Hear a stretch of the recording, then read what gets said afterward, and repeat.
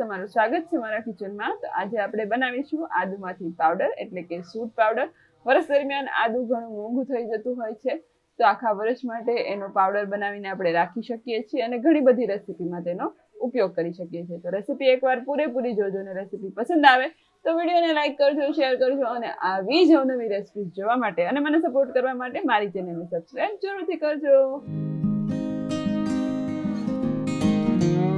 તો અહીંયા મેં આદુનો પાવડર એટલે કે સૂંઠ પાવડર બનાવવા માટે 2 કિલો જેટલું આ રીતનું પીળું એટલે કે સરસ એવું પાકલ આદુ લીધું છે। આ રીતની જાડી છાલવાળો હોય છે અને એકદમ ડાર્ક કલર હોય છે અને અમુક જે આદુ આવે છે હલકા લાઇટ કલરનું આવે છે એ નથી લેવાનું, ડાર્ક કલરનું જાડી ચામડીવાળું છાલવાળું મતલબમાં અને એકદમ પાકલ આદુ લેવાનું જેની સૂંઠ એકદમ પ્યોર બને છે અને એની અંદર રેશાનો ભાગ હોય છે અને એ લાંબા સમય સુધી સારો રહે છે પાવડર। એટલે આ રીતનું જ આદુ સિલેક્ટ કરવું અને આદુને પાવડરમાં કન્વર્ટ કરતા પહેલા આપણે એને એકદમ સરસ રીતે ધોઈ લેવાનું। એની ઉપરની છાલમાં જે પણ માટીનો ભાગ હોય, જે પણ ડસ્ટ હોય એ બધો જ ઘસીને આપણે તો પહેલાં ધોઈ લેવાનું। તો ફ્રેન્ડ્સ, અહીંયા તમે જોઈ શકો છો હું બધું જ આદુ અહીંયા અડધું કરીને એક મોટા વાસણમાં મેં લઈ લીધું અને નળ નીચે જ એકદમ ઘસીને બધા જ આદુના જે ગાંઠિયા છે એને એકદમ સરસ રીતે ઘસીને હું ધોઈ રહી છું। એટલે કે એની અંદરનો જેટલો પણ ડસ્ટ હશે, જેટલી પણ માટી કે ગમે તે કાળી છાલ કે એ બધું જ નીકળી જશે।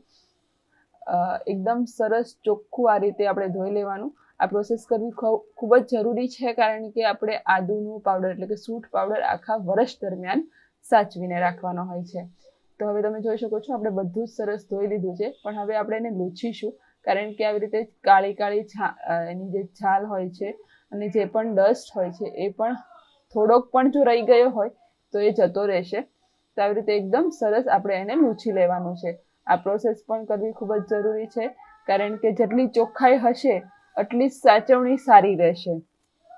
તો આ બંને પ્રોસેસ કરવી બહુ જ જરૂરી છે। તમે જોઈ શકો આવી રીતે કાળી છાલ હોય છે એ પણ નીકળી જશે। તો બધું જ આદુ મેં એક સરખું સરસ રીતે લૂછી લીધું છે।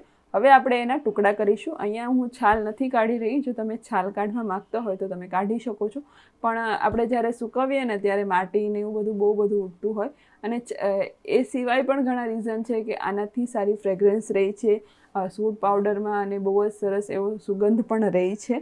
અને જો તમે છાલ કાઢીને પણ સુકવણી કરવા માંગતા હોય તો પણ તમે કરી શકો છો। હું આ રીતના ગોળ મીડિયમ એવા મતલબ કે ટુકડા કરીશ જેથી કરીને બહુ સરસ રીતે સુકાઈ જશે। અને જો આખો ગાંઠિયો રાખીએ તો એને સુકાતા બહુ વાર લાગે અને જો મોટા ગાંઠિયા પણ રાખીએ, ટુકડા રાખીએ તો એને પણ સુકાતા ઘણો સમય લાગે છે। એ તમારા પર ડિપેન્ડ કરે છે કે તમે કઈ રીતના ટુકડા કરો છો। તો તમે જોઈ શકો છો આ રીતનો પાણીવાળો ભાગ હોય, સડી ગયેલો ભાગ હોય એ બધું આપણે વચ્ચે કાઢતા જવાનું। તો નાના ટુકડા કરવાનો પણ આ એક ફાયદો છે, જેથી કરીને તમે નાના ટુકડા કરશો એટલે વચ્ચે કંઈ પણ સડી ગયેલું હોય તો એ તમે કાઢી શકશો। તો અહીંયા મેં બધું જ આદુ એક સરખું કાપી લીધું છે।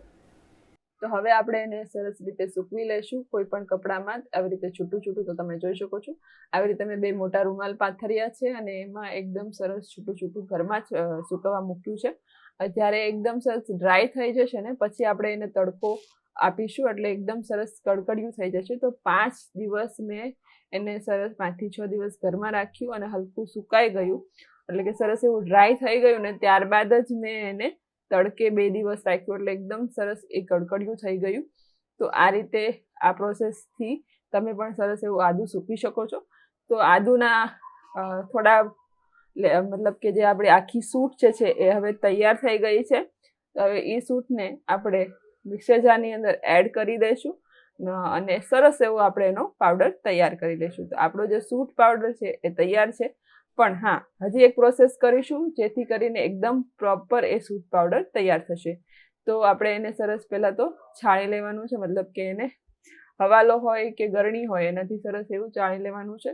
એકદમ સરસ પાવડર અલગ થઈ જશે અને રેસા અલગ થઈ જશે। અને હા, એ રેસા ફેંકી નથી દેવાના કારણ કે એ રેસા તમે ચામાં એનો ઉપયોગ કરી શકો છો અને ચામાં આપણે ગાળવાની હોય એટલે રેસા નીકળી જશે અને ખૂબ જ સરસ સ્વાદિષ્ટ આદુવાળી તમે ચા પીતા હો ને એવી જ આપણી ચા બનીને તૈયાર થશે. તો તમે જોઈ શકો છો આ રીતના રહેશે. આપણે ચામાં આનો ઉપયોગ કરી શકીએ છીએ. તો તમને આ સૂટની રેસીપી કેવી લાગી મને કમેન્ટ્સમાં જરૂરથી જણાવજો. અને જો રેસીપી પસંદ આવી હોય તો વિડીયોને લાઈક કરજો, શેર કરજો અને મને સપોર્ટ કરવા માટે મારી ચેનલને સબસ્ક્રાઈબ તો જરૂરથી કરજો.